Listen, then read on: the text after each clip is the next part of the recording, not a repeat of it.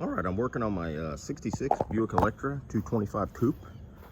It's got the 401 nail head in it, and it's got about 70,000 original miles. I bought it with 63,000 original miles from the original guy about 4 or 5 years ago. Rebuilding the drive shaft. Excuse me. Because this constant velocity joint, you have two U-joints in here. They're kind of particular ones. They have to have a space for this thing. Not exactly sure what that is, but the U-joint has to have the recess in there for that. But I thought I'd make a video because I just didn't see anything online about how it broke down. And the Driveshaft shop I took it to really wasn't interested in messing with any of the middle part. They just did the two ends and said everything else was fine, but it's always made noise. So I blew it apart, and it's kind of interesting the way it comes apart.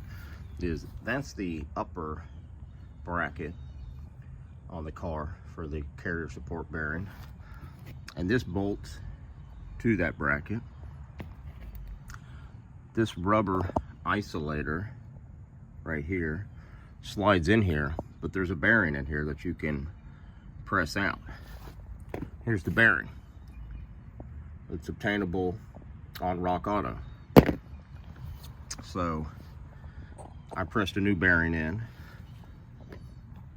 You throw the isolator in here with the carrier bearing. There's a washer that goes on the back of this. This will slide over this end right here, and then once it's all together, you put a washer in here, and this is what retains it, a retaining clip. But before you put this retaining clip in it, you need to slide this in. I guess I can't do it one-handed. Or, oh, you know what? It's keyed, isn't it? Is it keyed? Or did I have a... Yeah, I guess it is keyed.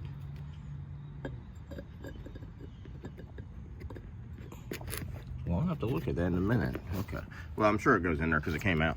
But the interesting thing is inside this constant velocity joint, there's this ball on the end that's, to me, not removable.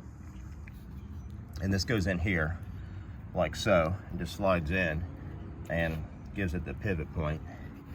And it had a bunch of grease in there, so I don't think that was making any noise. The ball looks in real good shape. They say this is this is like the first generation. You can't get the rebuild kit for this anymore. Inside of here, there's a seal, and there's like 3 little metal wedge kind of things to like center that ball or whatever. I did not take that apart. It all looks good, so I'm gonna leave it alone.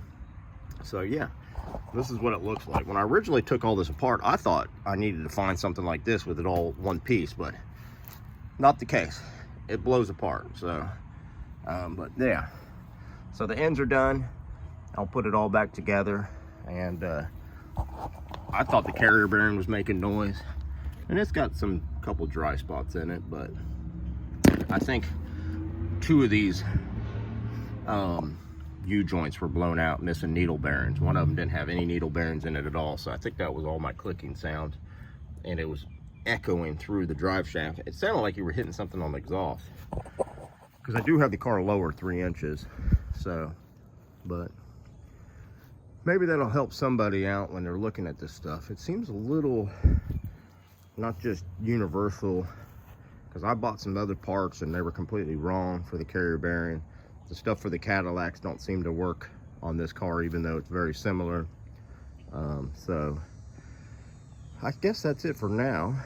Next project is, I'm having issues with the distributor. I got a Patronics in there, but I think it's went bad.